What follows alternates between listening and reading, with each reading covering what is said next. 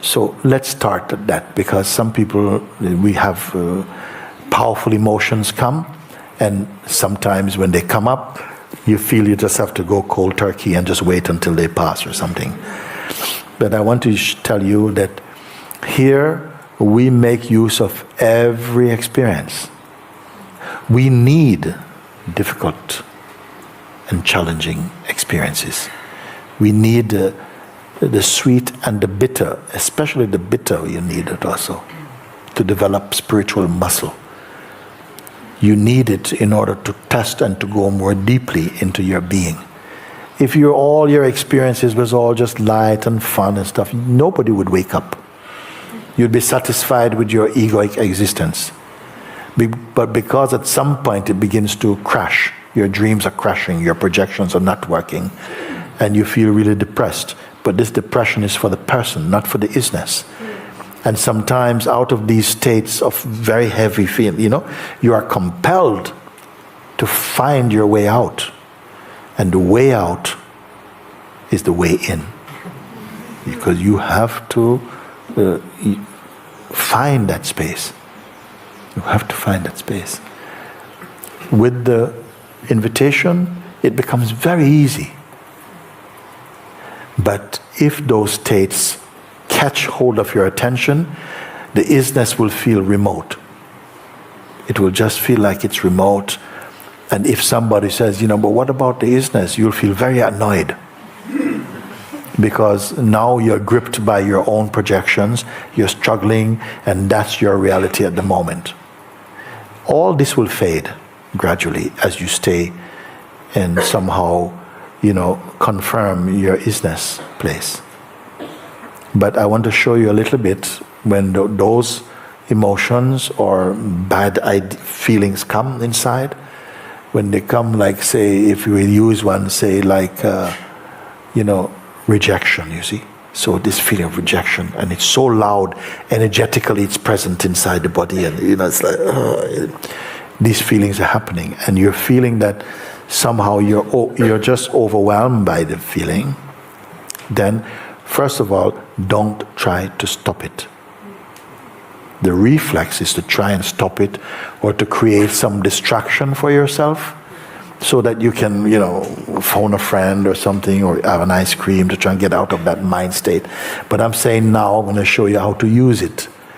Because in these situations, they are very, very, although they are very strong experientially and emotionally, they are full of spiritual vitamins on the other side of them. And I want to show you how. Because when they come, it's a chance to recognize who you truly are, and to break that spell. So let's say that the emotion comes and is strong feeling of revenge, or let's say the fear of rejection, and it's feeling in the body, and then also what's happening is the mind starts to create interpretations of the feeling, and that's when it gets it's on steroids now. Because once the mind gets hold of it, it's like, and it starts to gather evidence. And the ego loves evidence. You start to remember things that no human being should be remembering, like this. And and all negativity. And you don't get it that the state is trying to increase itself. So how to do it? So first let him be there. If you don't try to fight, then your powers to observe will increase. You understand?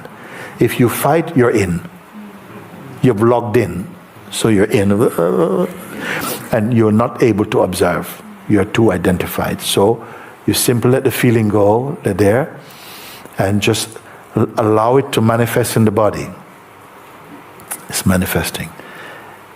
And just by not fighting, you come to see that you are experiencing sensations, you're experiencing something that is visiting the body, and at some point it will leave, that. But while it's there, you're not trying to push it. The natural instinct is to try and get rid of it, but you're being shown, just let it be there first, and then in your own time put this question, like, so What is the message inside the feeling? Try and understand what is it saying. And if you want, you can write it down. It's saying that, nobody appreciates you. That hurts, oh God. And it's not the first time that you have noticed it. So you write them down. And even your mom. Put it all down. There's a right. Okay. You put it down. You have understood what the message is. No? Now you find out who is it impacting upon. Who is suffering it? Okay. Now the reflex answer. It's me. Why bother go through all of this of finding out? It's me. But no, we have to go more. Identify precisely. Is the one who is suffering it, can it be tangibly recognized? Okay? Can it be identified? Okay? Still big tsunami. Can you do this? Yes, you can. Okay? Just let it happen. Don't waste energy trying to fight. You're just looking. And that's different. Now find out, can it be identified? The sufferer here. The suffering we know, the feeling, but let the feeling identify the sufferer of it. So you must do this. Don't say, I know the answer. That does not work. You must experience the answer. Okay? So you say, can they feel that? And this resistance is like, I don't have time to try and look into who is suffering. But that's also another thought you're observing, no? So just see if it can be identified. Don't be in a hurry. You can do this also. The feeling is there. There's waves of mind attack, emotion. But there's a seeing that's present, a capacity to look. Can the sufferer be found? Some intelligence inside you begin to scan to see if it can find or identify the suffering entity. Because if there is identity, it implies an I entity. Can the entity be found? So don't imagine, just look.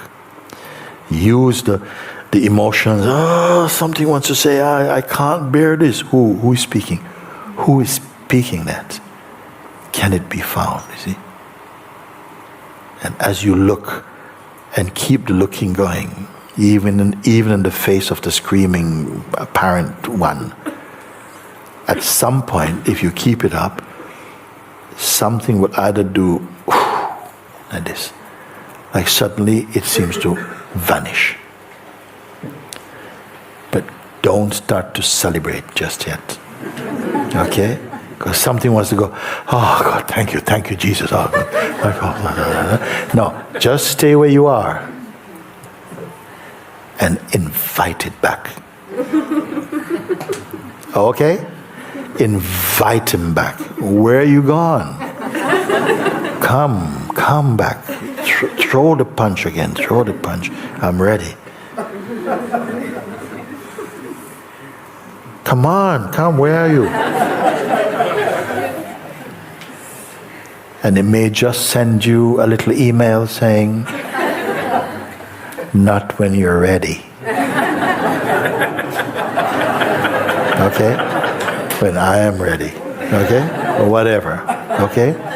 Or as you keep on, just keep being present. You're not on the attack. You're just firm in the place of the weakness.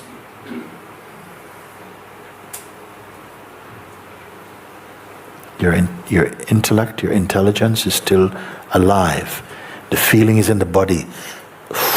Don't put so much meaning to that. The body is made to take such feelings. It can take them. If it can take whatever else, it can take this feeling. Okay? It will pass. Look, but your intelligence begin to scan to try and find, identify. They're suffering, there must be a sufferer. Just do the looking. Don't create a sufferer. Just see if it can be found.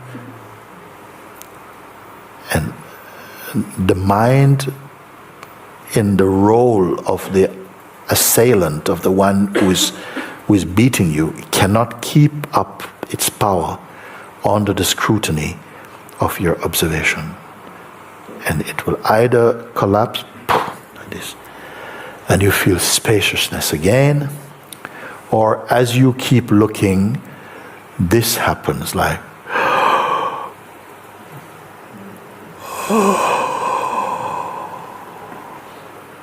that's another way he leaves. Yes. His power leaves. Don't start opening up the champagne just yet. Just keep looking, stay with it. Don't be from now the sufferer to the celebrator, okay? Don't identify with anything. Just stay empty and just keep looking present. And just say to the mind or to this power, anytime you like, I'll be here. Okay? Don't be thankful to the mind. Oh, thank you, mind. Thank you. No, don't bend your knees to the mind in this mode of mind. You are here to transcend its influence and its seeming authority by discovering the natural authority of the self. So this is a practical way like this.